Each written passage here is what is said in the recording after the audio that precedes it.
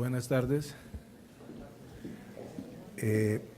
Como ustedes podrán apreciar, el cronograma de actividades está un poco corrido y en el propósito de agilizar un poco el desarrollo de este programa, hemos pensado conveniente que, lejos de hacer un panel como hemos planificado, esta sea una conferencia y va a estar a cargo de Jaime Orlando, pues que entre otras cosas ha sido en la subsección y en la sección tercera la voz, no digamos disidente, sino una voz que nos ha llamado constantemente a la necesidad de entender en mejor forma la sentencia de unificación sobre la privación injusta de la libertad, de manera que para facilitar el discurso del programa, el tratamiento del tema va a estar a cargo del doctor Santofimio.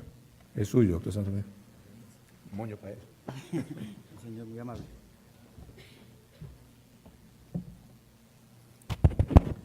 Muchas gracias, muy amables por esta invitación. Voy a pasarlo del alcalde. Más fácil. Muchas gracias a ustedes, al Honorable Consejo de Estado por esta invitación que me han hecho para el día de hoy, a la Universidad Santo Tomás, a los honorables magistrados del Tribunal Administrativo de Santander que nos acompañan y que en parte pues esta controversia que vamos a plantear en el día de hoy deviene digámoslo así, no de la disidencia, pero sí de otra opinión y otra lectura que uno encuentra permanentemente en los fallos de los tribunales administrativos que llaman a la reflexión en relación con una sentencia de unificación de sala plena de la sección tercera que adoptó una posición en un momento determinado y que, entre comillas, se ha convertido como en una especie de regla vinculante para resolver los casos de privación injusta. Pero voy a ubicarlos a ustedes un poco en esta discusión. Voy a lanzar varios tips para que me entiendan la exposición que voy a hacer. El tema está ubicado dentro del ámbito de responsabilidad por la actividad judicial, que sería el tema genérico que voy a exponer. El tema específico sería el de la privación injusta como una de las modalidades que se desprenden del artículo 90 constitucional y del artículo y de la Ley Estatutaria de la Administración de Justicia, al igual que, y esto es muy importante, de la Convención Americana de Derechos Humanos y del Pacto Internacional de Derechos Civiles y Políticos en relación con la responsabilidad que le cabe al Estado con ocasión de la actividad judicial, o sea que tenemos involucrados varios elementos de análisis. Voy a empezar por el tema constitucional. El artículo 90, que es nuestra cláusula, que algunos la denominan de la responsabilidad, que nosotros la denominamos como la cláusula de víctimas y de responsabilidad del Estado, es una cláusula amplia, general, que comprende todas las actividades de todos los poderes públicos y de todos aquellos que ejerzan funciones públicas dentro del Estado. Ahí no cabe ningún tipo de excepción. Y eso es lo importante de nuestro texto constitucional. La posibilidad de que todo aquel que actúe en nombre del Estado pueda eventualmente comprometer la responsabilidad. La responsabilidad eventualmente es uno de aquellos elementos que hacen que realmente el Estado sea un Estado constitucional.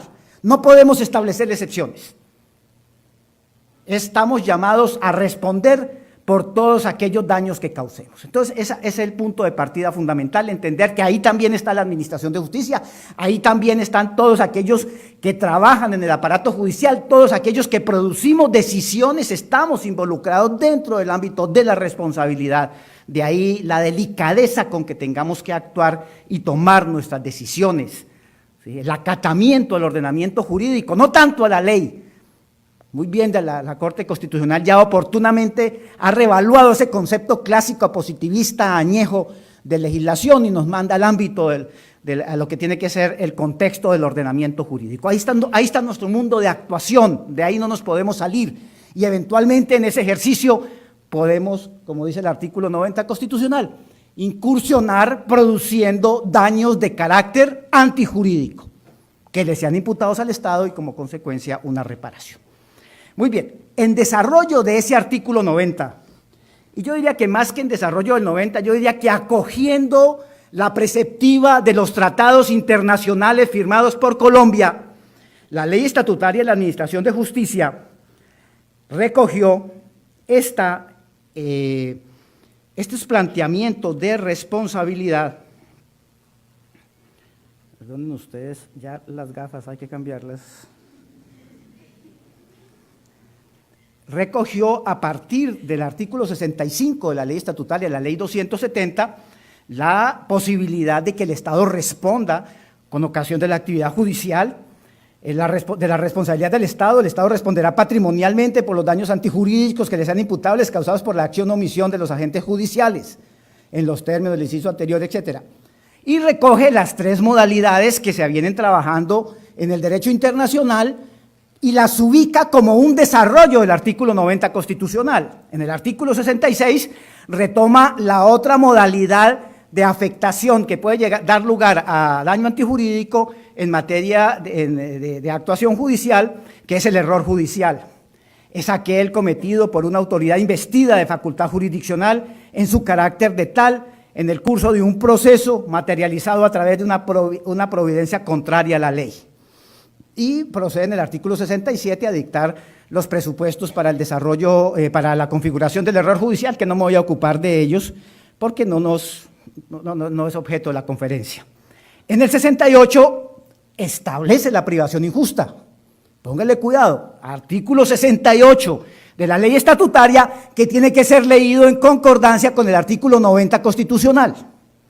Dice: quien haya sido privado injustamente de la libertad podrá demandar al Estado reparación de perjuicios. El presupuesto es la existencia, la configuración, la prueba que lleva a que se materialice un daño antijurídico y que tiene que ver con la denominada en la ley como privación injusta. El privado injustamente. Y la injusticia aquí no está dada, y es bien importante avanzar en este punto, ¿sí? La injusticia no está dada por consideraciones emotivas, no está dada por elevar a la enésima potencia el derecho a la libertad, sino que está dada precisamente por la no sujeción de la privación al ordenamiento jurídico fundamentalmente. Y así se deriva de los estándares internacionales. O sea, la injusticia tenemos que medirla en derecho y no medirla bajo otras consideraciones, porque la vamos a medir bajo otras consideraciones, estamos saliendo del ámbito jurídico y podemos crear unas situaciones inequitativas y llegar eventualmente a considerar injusto aquello que es perfectamente válido a la luz del ordenamiento jurídico. Este es el punto clave, este es el punto del artículo 68 cuando habla de la privación injusta. Bueno, y en el 69 mete otra figura muy interesante también, que también viene del derecho internacional, que ha sido recogida sobre todo en los trabajos del derecho europeo, defectuoso funcionamiento de la administración de justicia, que corresponde a otra serie de defectos que se hayan podido producir durante el desarrollo de la actividad judicial, pero que no llegan a configurarse en una sentencia judicial. Desde el punto de vista convencional, que es lo que me llama a mí la atención, todos estos planteamientos están incorporados en los tratados firmados por el país. La ley estatutaria no se la inventaron unos señores ahí revelados, unos inspirados que los pusieron a redactar la ley 270. Ellos toman la Constitución política, toman el artículo 90 constitucional y en el caso de la Administración de Justicia se ubican en los tratados firmados por el país y en los desarrollos. Bueno, en aquella época no estaba todavía muy desarrollada la jurisprudencia interamericana, pero sí en lo que se venía planteando por la doctrina, y encuentran ustedes las hipótesis de responsabilidad por actividad judicial, básicamente en el artículo 8º de la Declaración Universal de Derechos Humanos, en el artículo 2 de la Convención Americana. Ahí están las obligaciones de todas las autoridades públicas para dictar las medidas que correspondan internamente para respetar los derechos reconocidos en la Constitución, en la Convención, perdón. En el artículo 8.1 de la Convención Americana, en el artículo 10, cuando se incorpora toda la teoría del error y la responsabilidad por el error, en el artículo 25 sobre la protección de la Convención Americana sobre Protección de los Derechos, en el artículo 9 del Pacto Internacional de Derechos Civiles y Políticos, en el artículo 1 del Protocolo Facultativo del Pacto Internacional de Derechos Civiles, en el artículo 8 de la Convención Interamericana para Prevenir y Sancionar la Tortura, en el artículo 7 de la Convención Interamericana para la Desaparición Forzada de Personas, en el artículo 41 de la Convención de los Derechos del Niño, en fin, en una serie de disposiciones de carácter internacional que le han dado entidad a la configuración de la responsabilidad derivada de la actividad judicial. O sea, tenemos 90 constitucional, tenemos ley estatutaria de administración de justicia y tenemos todo un marco de tratados firmados por el país, adoptados para los muy positivistas que no quieran entender esto del derecho internacional. Digamos que todos esos en su mayoría están adoptadas ya en norma interna del país y por lo tanto son de obligatorio cumplimiento por parte de las autoridades. Muy bien, veamos qué suerte ha tenido este planteamiento que les estoy haciendo. La jurisprudencia, y aquí caigo directamente ya en el ámbito de las decisiones judiciales, la jurisprudencia de la sección tercera ha dado muchas vueltas, ha generado confusión. Cuando hablar de responsabilidad por la actividad judicial no tiene nada de raro, es igual que hablar de cualquier problema de responsabilidad, de cualquier autoridad. Sin embargo, le hemos metido una cantidad de cosas que han generado una confusión enorme. Y precisamente uno de los elementos que mayor confusión viene causando o venía causando hasta hace 1 o 2 meses es la sentencia de unificación de la sección tercera del 17 de octubre del 2013. Y lo digo abiertamente, es un fallo que se expide sin hacerle mayor ejercicio, y ahí me ubico porque yo participé en ese fallo, sin hacer mayores aproximaciones a la realidad de lo que estaba pasando en el ámbito de la actividad judicial y sobre todo las autoridades penales cuando dictan medidas preventivas dentro de los procesos penales. Y salió un fallo con unas características muy particulares.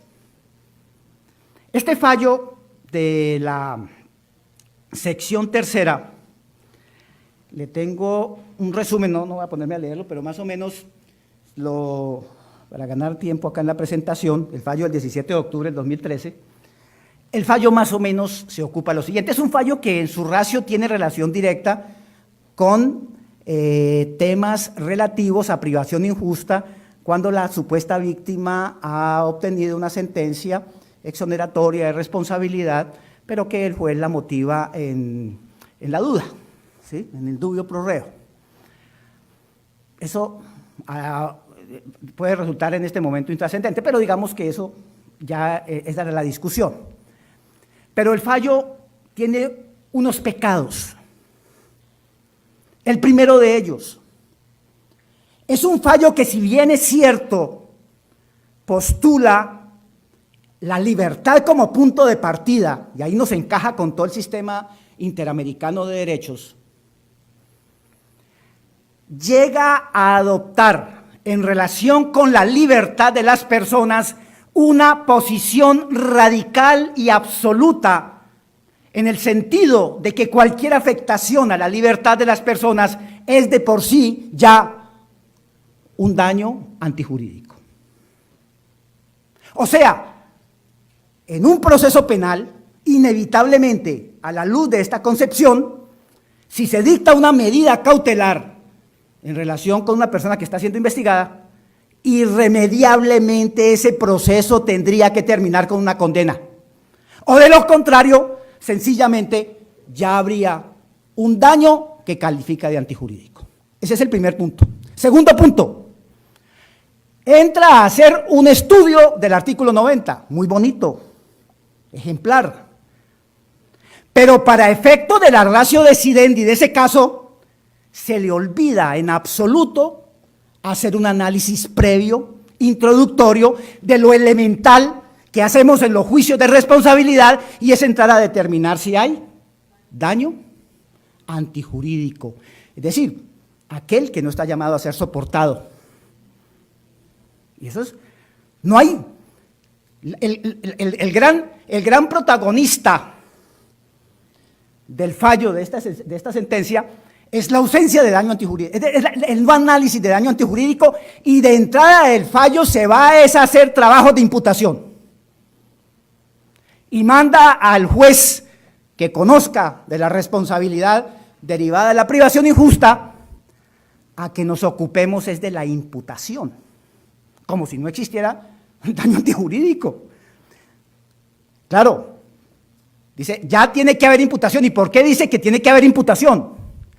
Porque si el fallo es absolutorio, fíjese las posiciones donde estamos. Estoy al inicio de un proceso penal donde la autoridad consideró que era necesario, menester, oportuno dictar una medida cautelar, pero el fallo del Consejo de Estado dice, mire, es enreversado. Dice, váyanse a ver cómo terminó el proceso, y si el proceso sale con fallo absolutorio, pues entonces ya hay un daño porque se privó injustamente de la libertad, y ya parte de que a partir del fallo absolutorio ya existe daño antijurídico sin haber analizado previamente el momento histórico en el cual la autoridad penal dicta la providencia.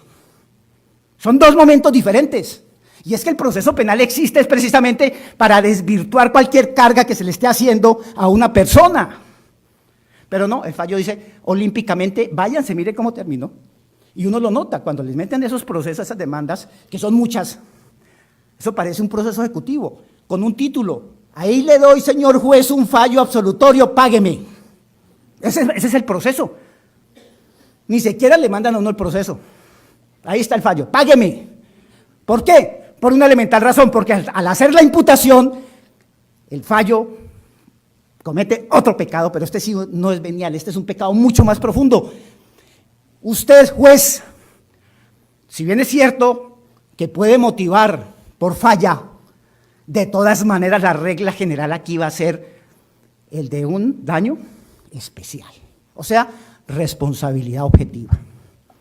Por el solo hecho de la absolución se me desconoció, se me violó el principio de libertad y, en consecuencia, hay que pagar. Eso es una locura. Cuando comenzamos a resolver en bloque 100, 200 casos de privación injusta, es que usted observa el problema. Además, porque cuando va a analizar cada caso, encuentra en primer lugar de que sí existía en el momento de dictar la providencia razones para dictarla. O sea, la autoridad penal no se equivocó. ¿Qué hacemos? No, hay que imputar porque el fallo fue absolutorio. Y nos metemos un poco más en los procesos a mirar qué pasó y nos damos cuenta que muchos de esos sujetos que ahora le están reclamando al Estado que los indemnice, realmente no tenían ningún derecho. No existía un daño antijurídico en relación con ellos desde el punto de vista del ejercicio del control que hacemos administrativo. Es más, se estarían configurando hipótesis de culpa civil atribuibles a esas supuestas víctimas para que les negáramos. Entonces comenzamos a construir algo que el fallo no podía meterse, y son el accesimiento de responsabilidad. Y vean ustedes entonces toda una larga construcción en relación con que en ese caso concreto, al mirar el expediente, existían elementos de culpa civil que hacen que usted, señor, incurra en una culpa exclusiva y por lo tanto no hay lugar a repararlo. O sea, la ausencia de daño antijurídico terminamos supliéndola por configuración de las eximentes. Fundamentalmente la de culpa exclusiva o determinante de la víctima, la cual es fácil deducible de la lectura, sin meternos pues en el proceso penal. O sea, ahí está, ese es más o menos el esquema del fallo. Con muchas discusiones, confusión inclusive en los jueces de tutela, que uno observa, que no están en la dinámica diaria del tema. Nosotros los tenemos, porque es que no tenemos 2, no tenemos 10. La tercera parte de cada uno de los despachos de la sección tercera del Consejo de Estado son privación injusta. Luego ya no le hemos metido de fondo al problema. ¿Sí? Entonces, claro, meten la tutela, enredan al juez de tutela y dice el juez de tutela, o sea, aquí ¿qué pasó? El fallo. Señor, es que yo soy juez, yo no puedo regalar, yo tengo que aplicar el derecho. ¿Cómo le voy a reconocer a quien no tiene el derecho? Yo tengo que aplicar la Constitución, tengo que aplicar la ley estatutaria. Muy bien, es cierto es que es una situación de caos. ¿Qué ha dicho la jurisprudencia interamericana? Yo tengo acá el resumen, perdóneme, sobre este tema, porque fíjese que ahí es como un entuerto derivado de muchos errores cometidos por todos los actores que estamos involucrados en el tema.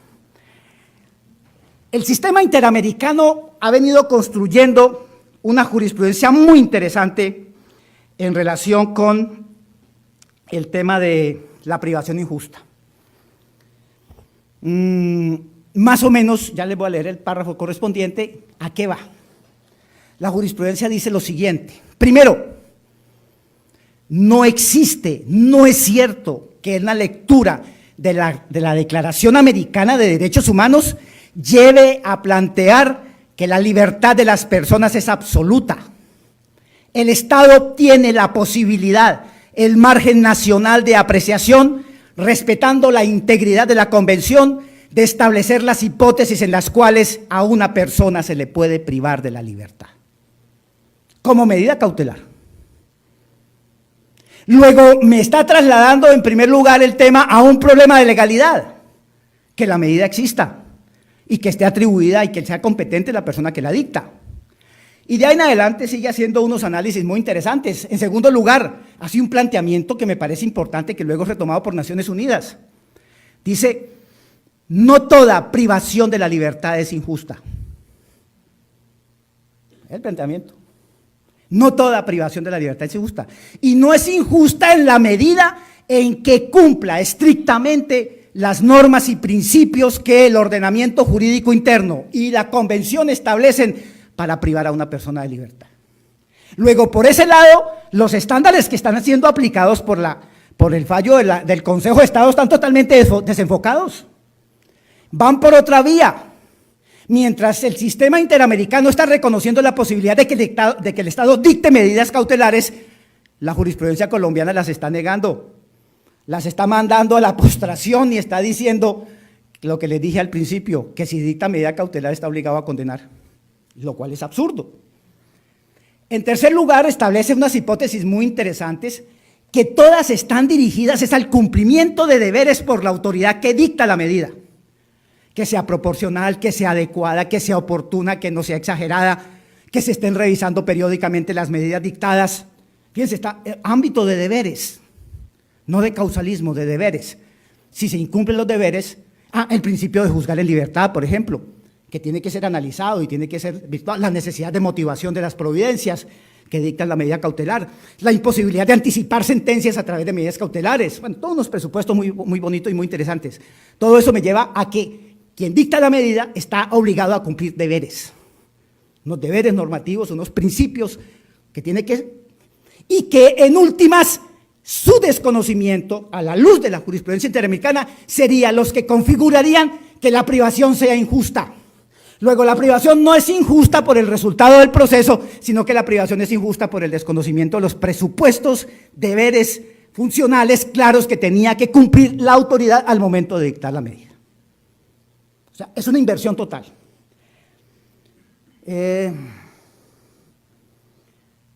Dice,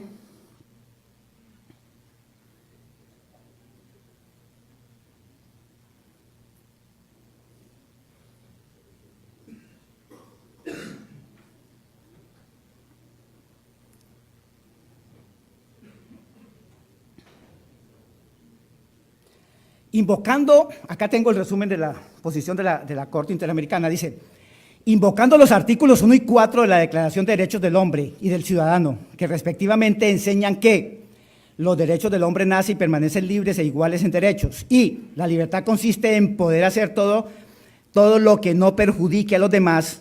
Por ello, el ejercicio de los derechos naturales de cada hombre tan solo tiene como límite las que garanticen a los demás miembros de la sociedad el goce de estos mismos derechos. Tales límites tan solo pueden ser determinados por la ley, como los artículos 1 y 4 de la Convención Universal de Derechos Humanos que propugnan en esta misma línea: todos los seres humanos nacen libres e iguales en dignidad y derechos, y todo individuo tiene derecho a la vida, a la libertad, a la seguridad de las personas, bueno, etc. Posteriormente invoca los artículos 7 y 9 de la Convención Americana, a 7 de la Convención Americana y 9 del Pacto, y saca de ahí unas subreglas muy interesantes en el sentido de decir, los legisladores pueden limitar, el legislador tiene la posibilidad de hacerlo, no puede ser arbitrario, tiene que existir unos presupuestos claros. Más o menos dice lo siguiente, resumiendo estos dos artículos, dice: nadie puede ser privado de su libertad física, la regla, o sea, debe ser juzgado en libertad. Segundo, vienen las subreglas limitantes: se exceptúa lo anterior en las causas y condiciones fijadas previamente por la Constitución y la ley y según el procedimiento establecido en la misma.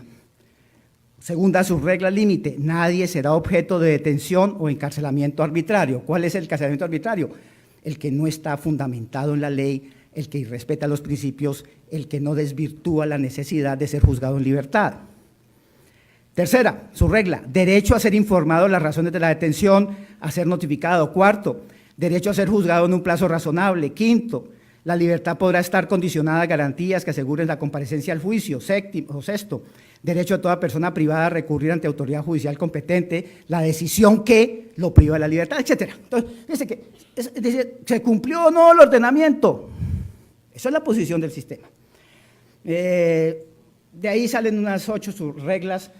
Postula el principio de proporcionalidad, mira si realmente fue proporcional o no la medida, etc. Estas mismas disposiciones, este mismo tema es retomado por Naciones Unidas. Naciones Unidas tiene unos trabajos muy interesantes. El Comité de Derechos Humanos de las Naciones Unidas en varios pronunciamientos ha definido el tema más o menos en la misma línea que les acabo de indicar.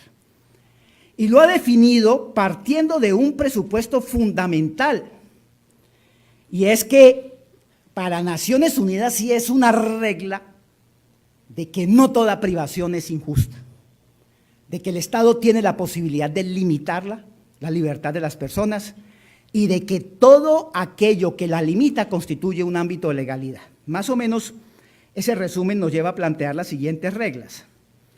Dice Naciones Unidas, observación general 35 del Comité de Derechos Humanos, al referirse al artículo 9 del Pacto Internacional de Derechos Civiles y Políticos, señala, dice, primero, una detención puede ser arbitraria inclusive estando autorizada por la legislación nacional, toda vez que la arbitrariedad es un concepto amplio que excede de lo contrario a la ley, pues integra consideraciones tales como si la privación ha sido inadecuada, si la privación es injusta, si la privación es imprevisible y si la privación no cumple con las garantías judiciales. Segundo, las medidas de detención preventiva que se imponen por motivos de seguridad y no con miras a un procesamiento por la imputación de un delito llevan un riesgo de privación, de que la privación sea arbitraria. Tercero, la reclusión no debe durar más de lo estrictamente necesario. Cuarto, se califica como arbitraria una detención que sea castigo por el ejercicio legítimo de los derechos garantizados en el pacto. El encarcelamiento tras un juicio manifiestamente injusto es arbitrario, pero no toda violación de garantías procesales constituye privación injusta.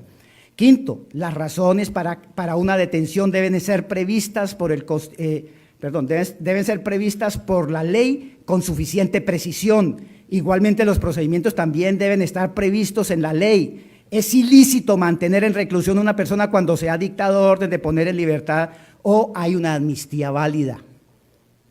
Sexto, se considera también como preclusión ilícita la que inició siendo legal, pero se ha convertido en ilícita por haber cumplido la persona la pena de prisión o ya no requerirse. Ahí tenemos un caso muy interesante que ya fue discutido por la subsección y el lunes, tranquilo, el lunes vamos a terminar la discusión en un caso donde la persona evidentemente existían todos los elementos, ya verificamos, y era un caso de fiscalía, se le da la libertad a los 6 meses y el proceso dura 1 año. ¿Y cuál es la consideración de la fiscalía? El señor, es que ya las pruebas que llegaron permiten deducir que no es necesaria la medida y se la levantan. Sin embargo, el señor demanda. Claro, demanda porque es que como el fallo fue absolutorio, entonces demanda.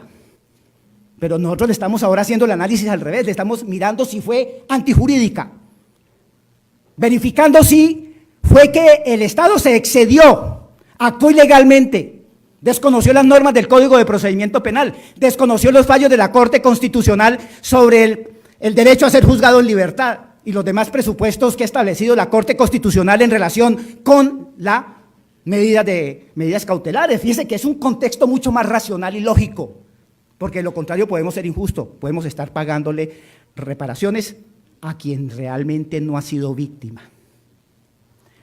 En reciente providencia, ya que me están llamando la atención, la Corte Constitucional, y aquí hago mención, perdón, solamente al fallo, al informe de prensa de la Corte Constitucional,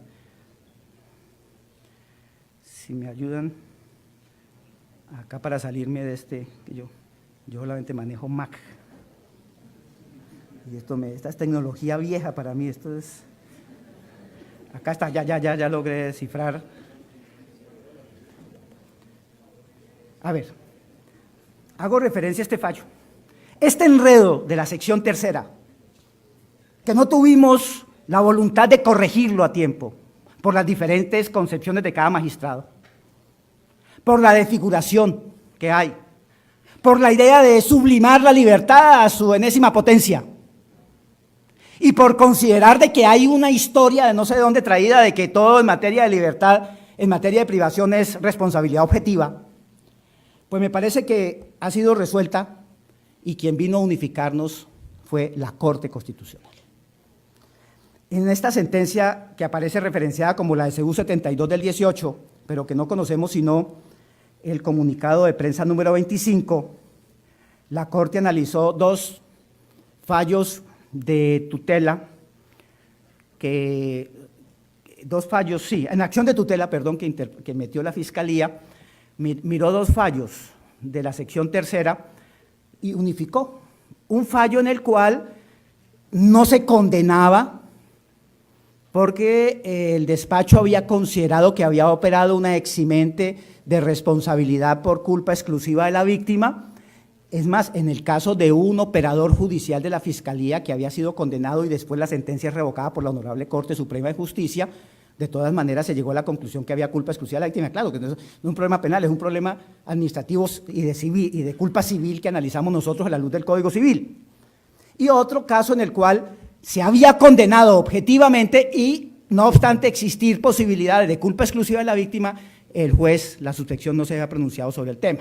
Entonces la Corte entra y hace unos análisis muy interesantes en relación con la responsabilidad. Y esto es importante que los jueces de la responsabilidad, que son todos, somos todos, y en este caso los tribunales, la tengan en cuenta. ¿Por qué? Porque más o menos lo que dice la Corte es, mire, ¿de dónde es enredo? La privación injusta o los casos de responsabilidad del Estado con la ocasión de la actividad judicial no tienen nada diferente que cualquier otro. Apliquen el 90. O sea, inicien por la cabeza.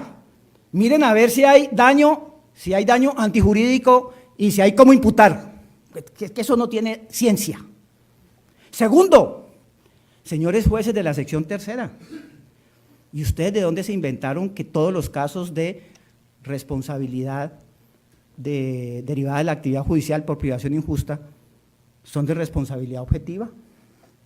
Dice en este párrafo algo que ya venía diciendo la sección tercera, pero para otros casos, no para este, ¿no? Que es el juez, como decía esta mañana aquí el presidente del Consejo de Estado, porque tiene la libertad de analizar todo lo que le llega a un expediente, de evaluarlo, de mirar las pruebas. De lo contrario, no es juez. El juez va a dictar el derecho de acuerdo con lo que le está siendo acreditado y no pueden existir unas reglas prefijadas para que le diga cómo tiene que fallar. Mire lo que dice el comunicado. La Sala Plena de la Corte ratificó que el artículo 90 de la Constitución Política no establece un régimen de imputación estatal específico, como tampoco lo hacen los artículos 68 de la Ley 270, la Ley Estatutaria, y la sentencia C-037 del 96, que nos dice, mire, yo ya resolví el problema en esa sentencia, aplíquenla. Cuando el hecho que origina el presunto daño antijurídico es la privación de la libertad, en atención a que tanto la Corte Constitucional como el Consejo de Estado han aceptado que el juez administrativo, en aplicación de un principio viejísimo que se nos estaba olvidando, iura novi curia, deberá establecer el régimen de imputación a partir de las particularidades de cada caso. Luego, no le es dado sacar una sentencia como si fuera una ley suprema, diciendo que todos los casos tienen que ser fallados por responsabilidad objetiva, sino que si se es juez, mire a ver por dónde va a sacar, cuál va a ser su motivación. Y eso nace de la naturaleza del juez, de la experiencia del juez, de la pericia que tiene para evaluar. Pero además les agrego lo siguiente, teniendo en cuenta todo esto que me está diciendo la Corte Interamericana y Naciones Unidas, fíjese que en la mayoría de los casos, seguramente, pero no es que esté estableciendo una regla, van a salir es por falla del servicio. ¿Y por qué? Porque son tantos los deberes funcionales que debe preservar la autoridad penal cuando dicta la medida, que prácticamente lo que nos corresponderá aquí, bueno, ustedes, porque yo ya me voy, ¿sí? Va a ser ¿qué? Mirar si realmente esa autoridad, por ejemplo, desbordó el principio de proporcionalidad, o no motivó la necesidad de acuerdo con los fallos de la Corte Constitucional para no juzgar en libertad. Hay una carga de motivación muy importante y eso tenemos que verificarlo.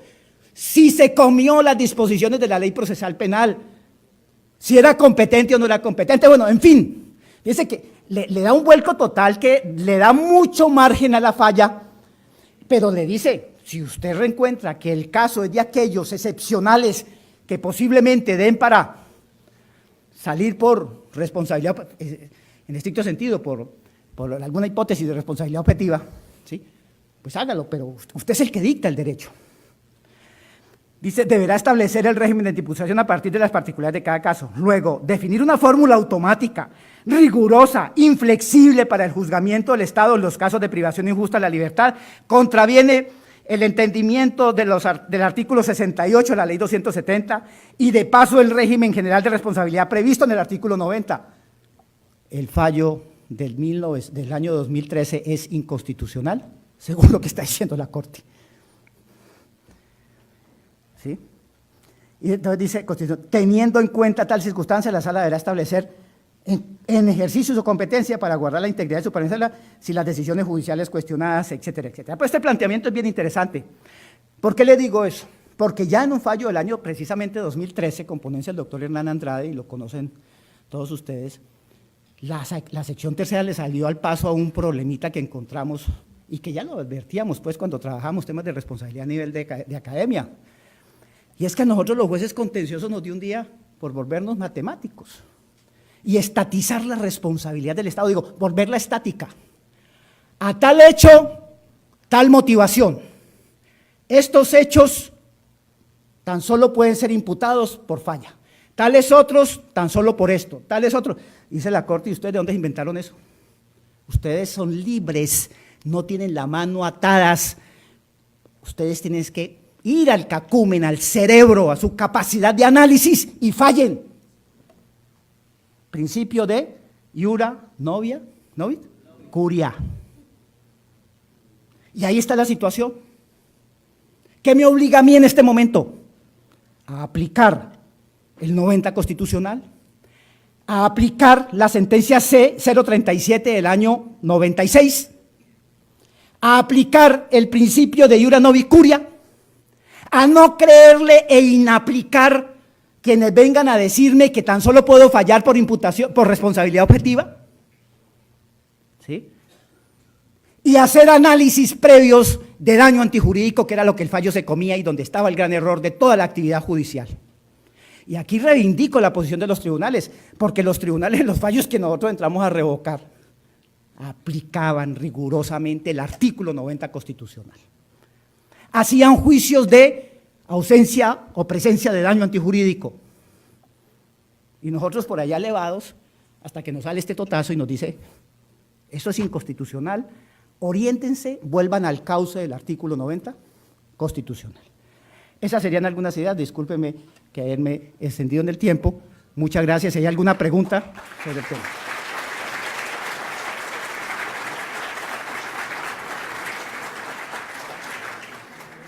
Doctora, tiene la palabra.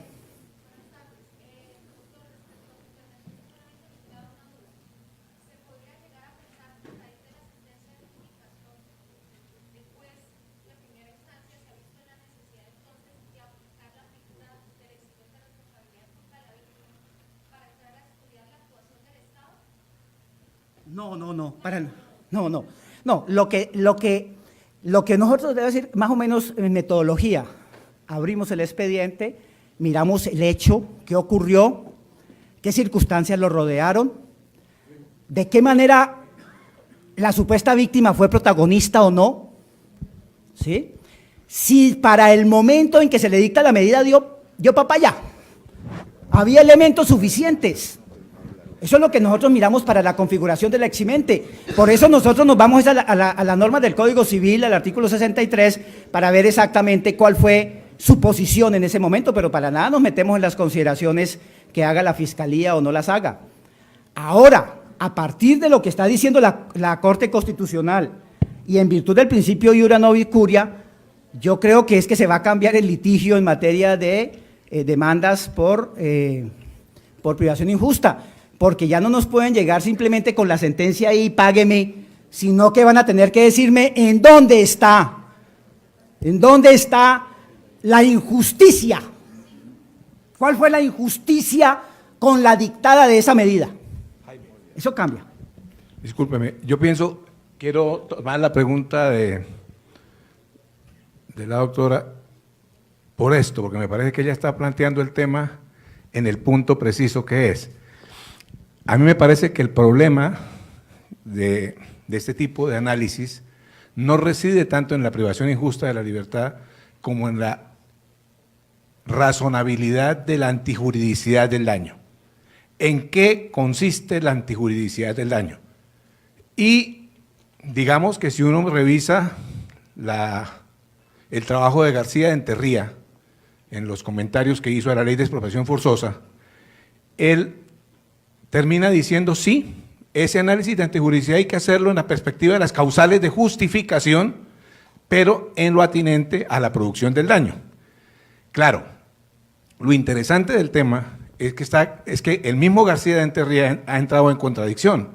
En el mismo texto, 3 páginas atrás, ha dicho algo que, a mi modo de ver, ha hecho mucho daño. Dijo, es que la antijuridicidad del daño reside en el daño mismo y no hay que buscarla en la conducta que lo causa. Y más adelante, 3 páginas después, dice, la antijuridicidad del daño se estudia en función de la causal de justificación de la conducta. Ahora, tratando de salvar ese tema, más adelante, pues, trata de aludir a las causales de justificación, pero qué precaria ha sido la doctrina a la hora de estudiar las causales de justificación en materia de responsabilidad extracontractual, que no son extrapolables linealmente del derecho penal. Ahora, uno mira la doctrina italiana, que la doctrina italiana ha hecho un estudio muy juicioso del daño antijurídico, porque el Código Civil italiano habla del daño injusto, y entonces, ¿qué dicen? Dicen, mire, lo que pasa es que el daño puede ser antijurídico porque la antijuridicidad de la conducta le transmite la antijuridicidad al daño. Entonces, no es que no se pueda hablar de daño antijurídico, pero la antijuridicidad del daño viene transmitida de la antijuridicidad de la conducta. Entonces, a mí me parece que la pregunta que usted ha hecho, pues habría que responder diciendo, hombre, sí, una de las formas de estudiar la antijuridicidad del daño, sugerida por la doctrina, es remitirse a las causales de justificación. Ahora, si uno quisiera ser mucho más incisivo a la hora de buscarle respuestas a esas frases un poquito enigmáticas que soltó García de Enterría, uno diría, bueno, sí, si el daño es antijurídico porque se lo transmitió la antijuridicidad de la conducta, y usted consideró que el daño era antijurídico, ¿qué necesidad tiene de repetir a la hora del juicio de imputación el estudio de la juridicidad de la conducta para derivar un título de imputación? En ese caso bastará con verificar que se produjo la antijuridicidad del daño para que haya condena, siempre y cuando el daño haya sido causado por el Estado. Pero a su vez, ¿puede haber responsabilidad del Estado, por ejemplo, por los casos de privación injusta de la libertad, sin que haya falla del servicio? Por supuesto que puede haberlo. Y aplica perfectamente el título de imputación del daño especial. Piensen ustedes en las antiguas causales del 414. El hecho no existió, se hizo todo el estudio, no hubo ninguna falla, había la apariencia de delito. El hecho existió, pero no era delito, y en el momento se hizo el estudio y toda la prueba permitía una apariencia de que sí lo había. No hay ningún error, el juez la autoridad judicial no ahorró ningún esfuerzo en su análisis, pero resulta que esa medida sí no está obligada a soportarle a la persona. ¿Pero por qué? Porque excede el peso que en justicia le corresponde asumir para garantizar algunos fines del proceso penal. Sí, doctor. Una pequeña anotación. Esta sentencia, según que conocemos el comunicado, habla de eso.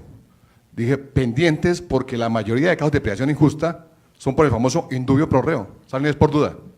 Pero en los casos como el que tú planteas, porque no existió la conducta, la persona no la cometió, no hay problema ninguno, porque se nota que hay un daño con la persona que debe estar vinculada al proceso.